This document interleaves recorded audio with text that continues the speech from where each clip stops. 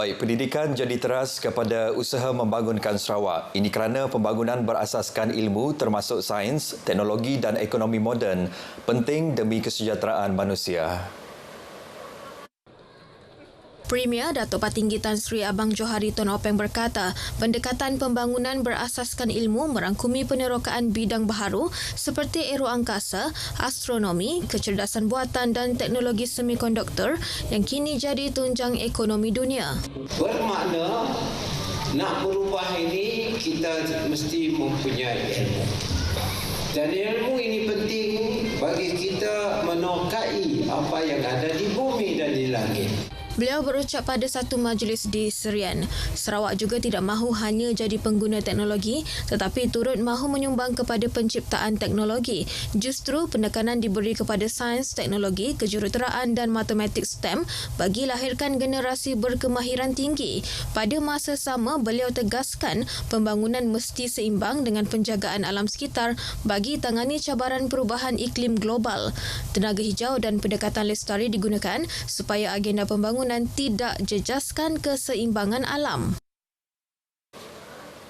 Rumah terbuka Tahun Baharu Cina Sarawak akan diadakan di Pusat Konvensyen Borneo Kuching pada hari pertama perayaan. Timbalan Premier Datuk Amar Dr. Sim Kushian memaklumkan ia akan diadakan dari pukul 10 pagi hingga 2 petang. Tetamu kehormat ialah Yang di-Pertuan Negeri Tun Pehen Sri Dr. Wan Junaidi Tuanku Jaafar.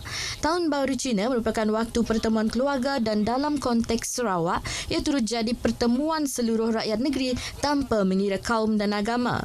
Sambutan rumah terbuka itu juga selaras aspirasi strategi pembangunan pasca COVID-19 yang menekankan kemakmuran, keterangkuman serta kelestarian selain memperkukuh nilai saling menghormati dan kebersamaan dalam kalangan rakyat Sarawak. Beliau bercakap kepada media pada majlis penyalaan lampu Tahun Baharu Cina 2026 Kuching Putih Ikonik di Padungan Kuching. Dalam pada itu, Datuk Bandar Kuching Selatan Datuk Wee Hon Seng memberitahu reka bentuk Kuching ikonik tahun ini mengambil inspirasi aliran transit otomasi. Ia sangat serasi dengan tahun kuda yang melambangkan kemajuan, kejayaan, kepantasan dan kebebasan. Sesi dialog pembangunan sosioekonomi dengan pemilik tanah hak adat Bumiputera NCR di 14 rumah panjang kawasan Ulu Rimbas dan Ulu Pakuk di Sepauh bertujuan dapatkan maklum balas serta tetapkan hala tuju pembangunan lebih tersusun di Bukit Saban. Timbalan Premier Datuk Amar Douglas Ugah Embas berkata, dialog penting bagi pastikan perancangan pembangunan dibuat berdasarkan keperluan sebenar penduduk setempat, khususnya dalam usaha memanfaatkan tanah NCR yang masih terbiar dan belum beri pulangan ekonomi kepada pemilik. Ia bagi mengukuhkan kegiatan ekonomi dan meningkatkan pendapatan penduduk seiring sasaran pendapatan RM15,000 setiap keluarga menjelang 2030. Antara perkara utama dibincang, cadangan supaya tanah NCR dibangunkan secara kerjasama dengan pihak swasta.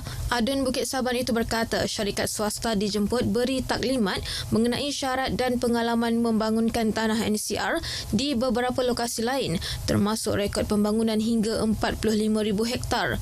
Ketika ini dianggarkan 6,000 hektar tanah terbiar di kawasannya tidak menghasilkan pulangan kepada pemilik tanah sekaligus jejaskan potensi ekonomi setempat.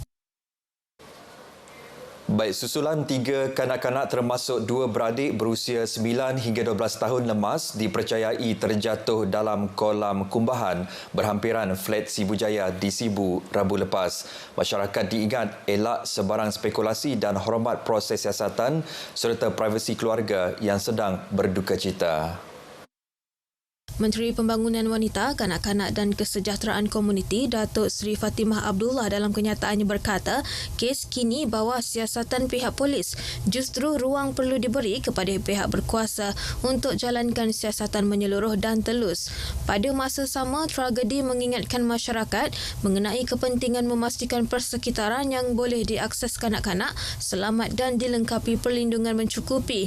Semua pihak berkaitan perlu menilai semula serta mengukuhkan langkah-langkah pencegahan bagi menjamin keselamatan dan kesejahteraan kanak-kanak pada setiap masa.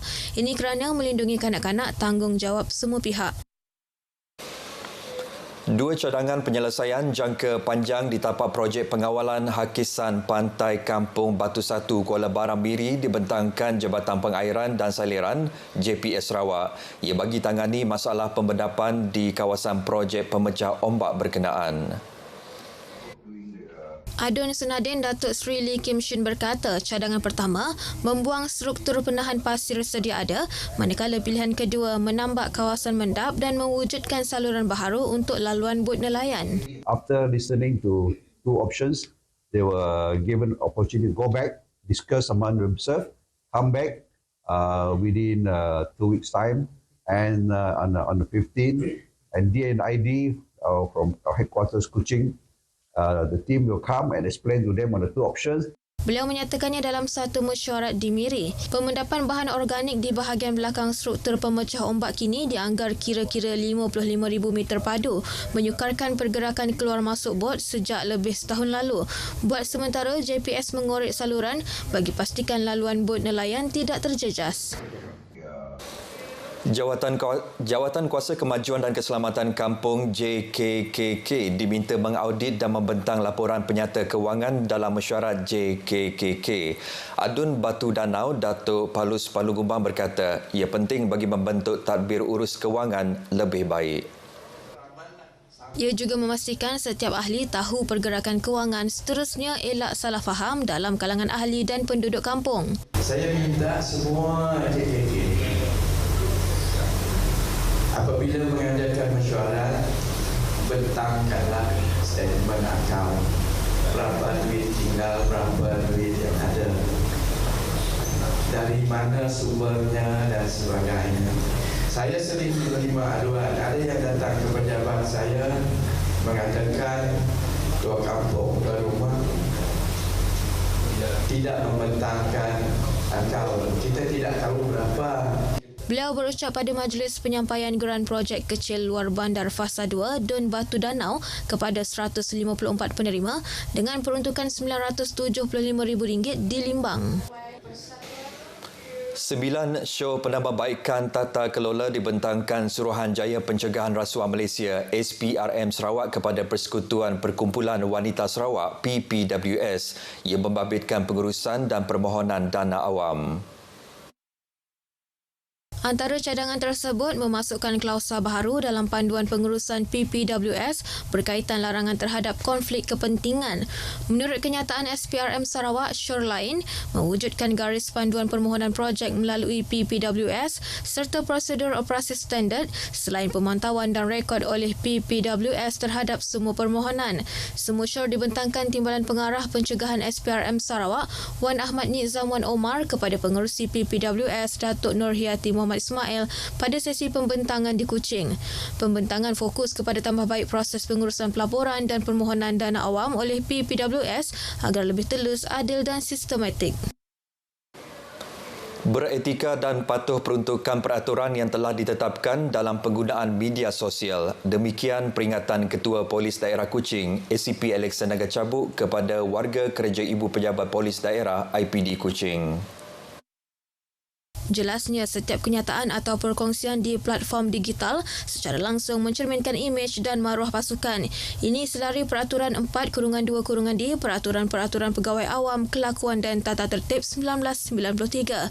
Semua pegawai, anggota dan pegawai aman juga wajib kekalkan tingkah laku terpuji, elak pergaduhan, mabuk atau pergaulan dengan unsur jenayah, selain tidak menyalahguna status polis untuk publisiti, keuntungan atau ugutan.